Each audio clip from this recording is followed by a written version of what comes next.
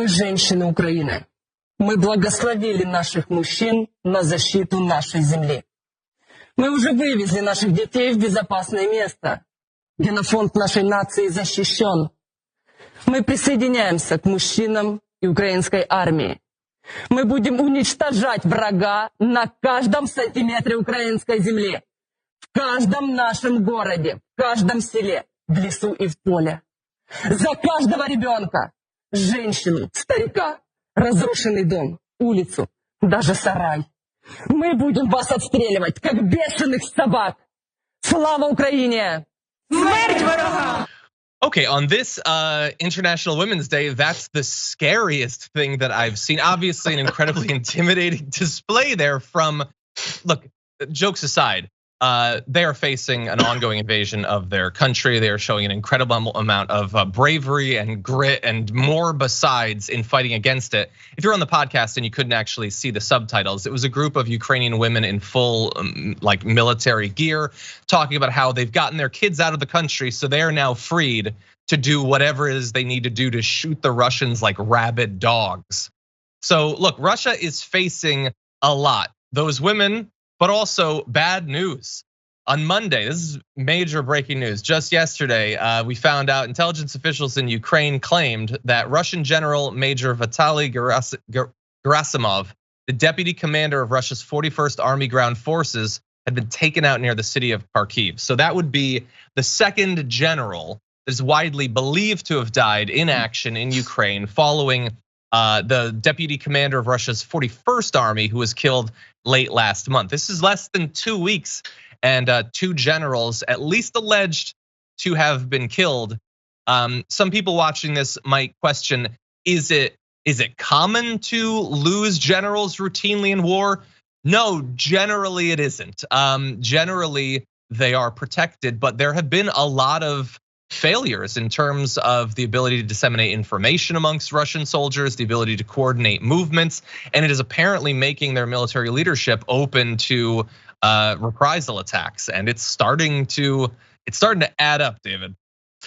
It is, and look, by all accounts, Russian troops are facing a quagmire now. They're gonna have a very difficult time actually taking control of major cities in Ukraine. And even if they somehow occupy more territory, the idea that they can battle the insurgency of those Russian women and others who are gonna be constantly taking shots at them and Molotov cocktails and the rest, it's gonna be really brutal for the Russians. And I don't think they have the numbers, according to most military analysts, to be able to take control of Ukraine. The fear that I have, and the fear that I know so many people at the CIA and the National Security Agency and so many think tanks and perhaps even the Biden administration, a lot of people are losing sleep over the possibility, well, at what point, if Vladimir Putin feels like he's not making progress with his troops, does he then escalate the use of weapons? And does Vladimir Putin say, okay, now I'm gonna use a tactical nuclear weapon on those supply lines in Western Ukraine or on a city like Kyiv and force a surrender by annihilating hundreds of thousands of people and saying, okay, it's time for you to do what the Japanese did at the end of World War II. What would the United States, what would NATO do at that point? And I'm not sure there's really anything we could do, but that nightmare scenario, as Putin sees that his troops are getting bogged down,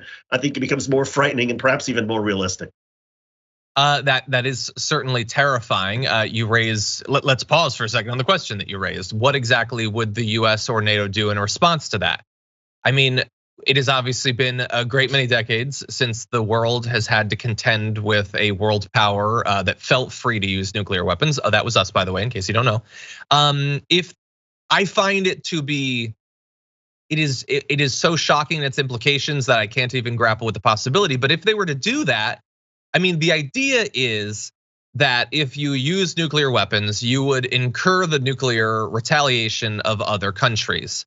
However, if they were to do that to one city or to supply lines or as a demonstration, would the US or any other nuclear armed NATO powers want to risk further escalation? I mean, it's crazy to even think about escalation beyond the even solitary use of nuclear weapons. But yeah, I can only say that I hope, David, that we don't move into that territory because God only knows what would happen. My gut says that there would be very significant reprisals, but not nuclear. I don't think that they would want to see another city bombed. It's scary stuff. Right, as scary and shocking as that scenario may be, a lot of people are also scared and shocked that the Russians would actually bomb civilians and open fire on apartment complexes in Kharkiv and literally raze the city and threaten to raze Kyiv and other cities. I mean, entire cities and communities have been flattened, they've been annihilated. Well, I know that there's some military analysts who say, well, the more efficient way to annihilate a population is to use a stronger weapon. So at what point does Vladimir Putin see that his troops can't do it? So he has to, and again, I don't know what the response should be or how it would be. And thankfully, I think the condemnation would be so great, and that would be something that is so hard for Putin to hide from his own people, that I think maybe the domestic political pressures on him would go through the roof. But again, that's the sort of scenario that I fear. And I pray that none of us wake up one morning and have to deal with that kind of news.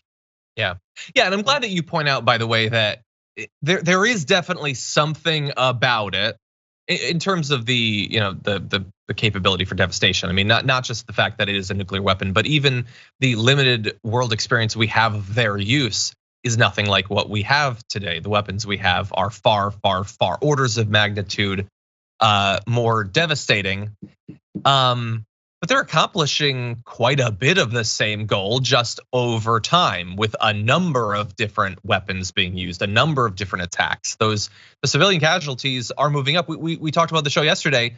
Over 1,000 villages basically have been cut off from any services, electricity, water, those sorts of things. That is devastating. On the other hand, you also have devastation of the Russian side of the invasion as well. According at least to the Kyiv Independent, Russia's lost more than 10,000 troops, nearly 50 planes, 2 boats, which is actually a warship. The term boat makes it seem less significant than it is. Hundreds of tanks and artillery pieces. I've seen footage of helicopters being shot down. And this is prior to what is believed to be an absolutely massive influx of anti-tank weapons, as well as javelins, coming from the US and through NATO into Ukraine. So the loss in particular of vehicles seems like that is going to escalate in the future. And by the way, this is before, like, we've had fighting, certainly. Ukraine they're fighting back. But we haven't really had like emplaced occupying forces in major cities engaged in random ongoing urban warfare. That is what is perceived, predicted to be what could be the most devastating, and that hasn't even really happened yet. What do you think? Yeah, the urban warfare where you really put your troops in danger. We may still be several days or several weeks away from it, but to put that perspective, that number perspective of 10,000 Russian troops, I mean, the Russians, if that's true, they've lost twice as many troops in 2 weeks as the United States lost in terms of soldiers in Afghanistan in 20 years. And so again, it gets back to these questions of morality. What is the moral way for a Russian military to accomplish its goals? Was it moral, for example, when the United States decided to try to go after some of the terrorists in Afghanistan by dropping the mother of all bombs that literally flattened mountains? Was that moral? I mean, I don't know. And again, you worry about, well, what are the Russians gonna do as it becomes increasingly clear that their military is bogged down, that they're stuck in the mud, that they're being picked off, that their generals are dying. What does that do to Vladimir Putin, who was, I think, insane to begin with, to launch this invasion? And it's just, it's frightening on so many levels. Yeah, I mean, there's 2 roads, or at least 2 roads. One is increasingly devastating targeting of civilians. The other is perhaps a bit more willingness to engage diplomatically to end this thing, to get some sort of win on the books and get your forces out of there. That is what, fingers crossed, could happen. Because the fighting has already been devastating. An ongoing occupation, which would require several times more troops than they've currently dispatched, either inside of Ukraine or on the border, would be devastating, and I hope it doesn't go in that first way.